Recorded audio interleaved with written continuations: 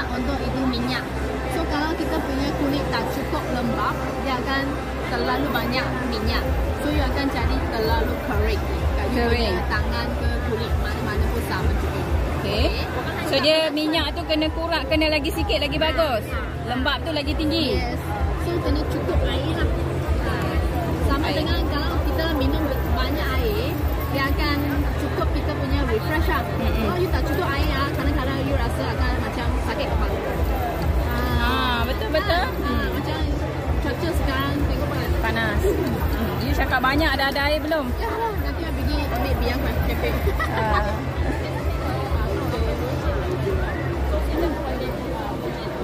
Okay, ini selepas biang krim.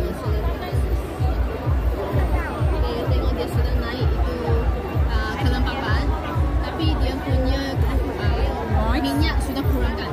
So dia bagi dia lock itu water.